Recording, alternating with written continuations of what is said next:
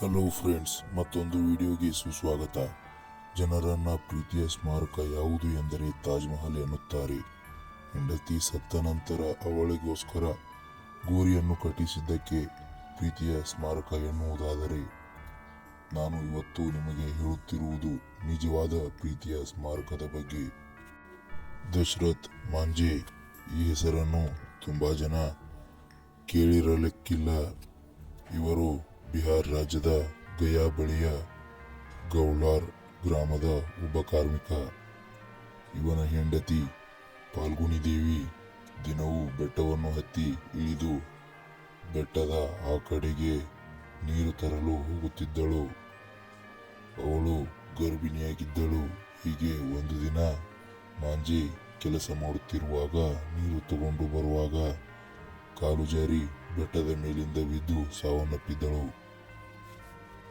ಕಣ್ಣು ಮುಂದೆ ತಾನು ಜೀವವೆಂದು ಪ್ರೀತಿಸಿದ ಹೆಂಡತಿಯ ಜೀವ ಹೋಗುತ್ತಿರುವುದನ್ನು ನೋಡಿದ ಮಾಂಜೆ ತನಗಾದ ನೋವು ಬೇರೆ ಯಾರಿಗೂ ಆಗಬಾರದೆಂದು ಕೋಪದಿಂದ ಬೆಟ್ಟವನ್ನು ಒಡೆಯಲು ಶುರು ಮಾಡುತ್ತಾನೆ.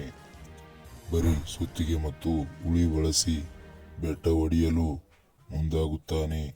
ಸತತ 22 ವರ್ಷಗಳ ಕಾಲ ಬೆಟ್ಟವನ್ನು ಒಡೆಯುತ್ತಾನೆ. ಒಟ್ಟು 360 ಅಡಿ ಉದ್ದ, 30 ಅಡಿ ಅಗಲ, 25 ಅಡಿ ಎತ್ತರ ಇದ್ದ ಬೆಟ್ಟವನ್ನು ಒಡೆದು ದಾರಿ ನಿರ್ಮಿಸುತ್ತಾನೆ. ಇದರಿಂದ ಗಯಾ ಜಿಲ್ಲೆಯ ಅಂತ್ರಿ ಮತ್ತು ವಜೀರ್ಗಂಜ್ ಊರುಗಳ ನಡುವಿನ ಅಂತರ 70 ಕಿಲೋಮೀಟರ್ ಇದ್ದದ್ದು ಈಗ 1 ಕಿಲೋಮೀಟರ್ ಆಗಿದೆ. ಇದು ಈಗ ಬಿಹಾರ್ನಲ್ಲಿ ಅಮರ ಪ್ರೇಮದ ಸಂಕೇತವಾಗಿ ಉಳಿದಿದೆ.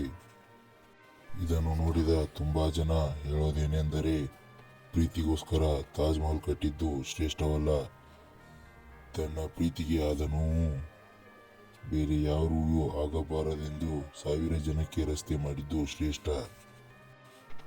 ಕನ್ನಡದಲ್ಲಿ ಇದರ ಮೇಲೆ ಒಂದು ಹಾಡು ಇದೆ.